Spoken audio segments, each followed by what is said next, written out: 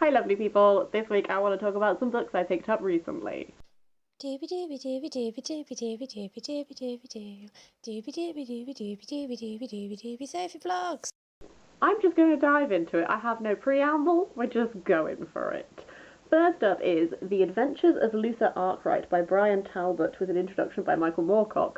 My dad gave this to me. He saw this in a charity shop and he was like, I need to get this for Sophie. He's read this and loved this. And this is in really great condition. So he was like, this will go to my daughter. All I know about this is that Luther Arkwright has some kind of like psychic powers. This has multiple like universes in, and he's trying to stop all of these bad people from getting their hands on something that will be cataclysmic if they do. So he's trying to like skip between universes and like stop them, and they're trying to outwit him. I'm expecting lots of like cool concepts. The artwork looks really cool as well. Let me find a good double page spread. Oh, sorry. So like, it's all black and white. Essentially, this is my way of saying I don't really know anything about this, but my dad was like, you need to read this. My dad's like educating me in the way of like his type of classic comics that he read when he was a kid. So I'm excited for that one. Moving on from that, we have A Time of Omens by Katharine Kerr. I bought this for myself because I have mentioned a number of times, specifically like my series I need to finish video, talked about the Devery Cycle Katharine Kerr and how I have most of them but I read them out of order when I was a kid, and I figured out that there's like this missing little portion in the middle which I don't have, and I found 3 of them in a charity shop, and this is the first one of that little 4-book cycle. So if I want to actually continue with the series, I needed to just buy this book. So I have, so I'm hoping to crack on with this soon. I really want to try and at least complete. There are 4 cycles of 4 books, so there are 16 books in total.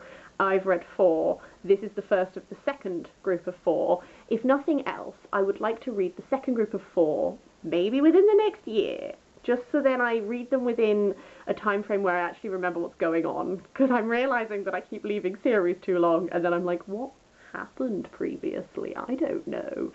So, I'm going to crack on with this soon. This is still following the same group of people as the first book, but I think we're going to have, there's like these recurring lives, so the same souls are reborn into different bodies.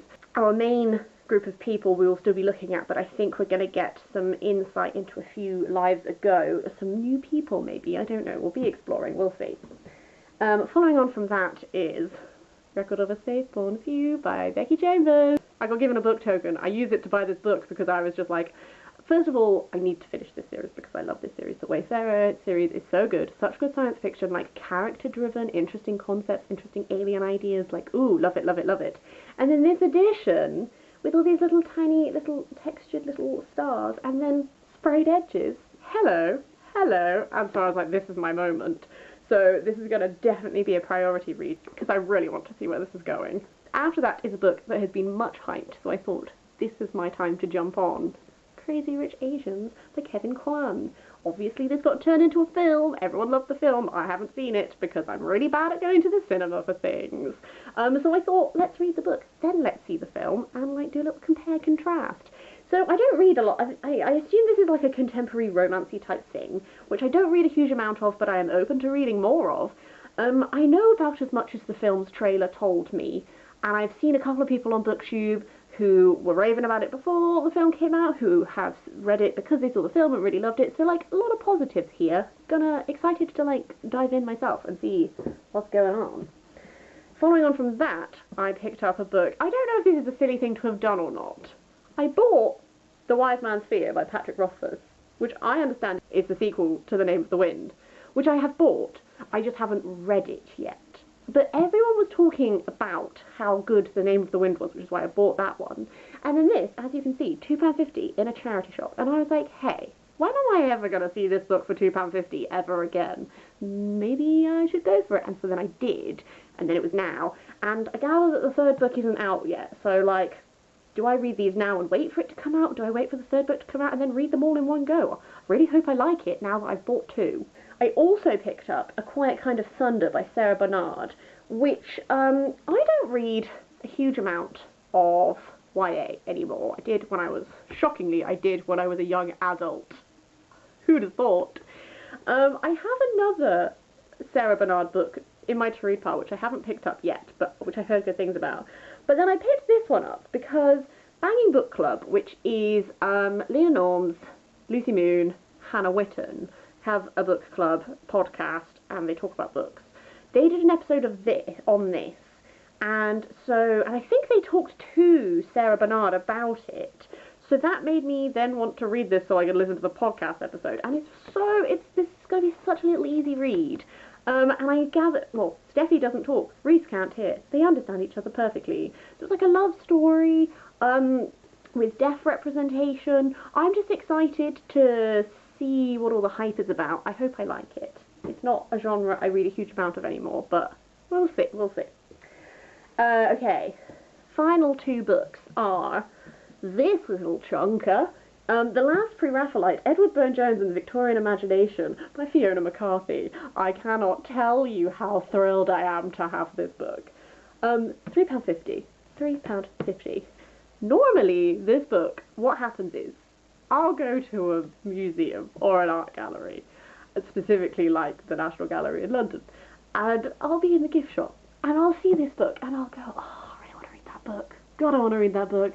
And I'll pick it up, and then I look at the back where it says like £20, and I'm like, it's £20 though, and I don't have much money. So then I don't buy the book, and then £3.50. I would be a fool to walk away. Also, Fiona MacCarthy, I read her biography of William Morris. It was great. It was very thorough. I was supposed to be doing, at university, I was supposed to do a module on William Morris, and then it got cancelled last minute, so I had all of the William Morris books, so I was just like, I'll just read it anyway.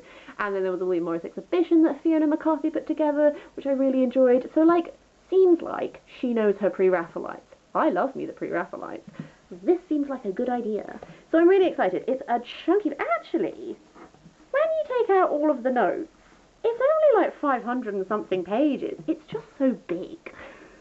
But yes, I'm really hyped. I haven't read any non-fiction art books for a while, so I'm really thrilled. The final book is from... it's my book from the Queer Book Box, which is a book subscription service.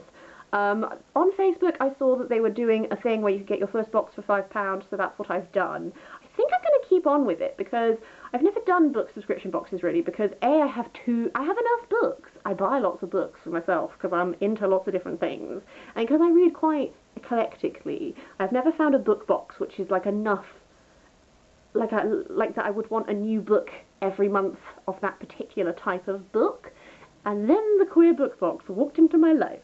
And they source all of their books from Gay's the Word, which is an independent bookshop in London. And I'm really happy to be supporting an independent bookshop.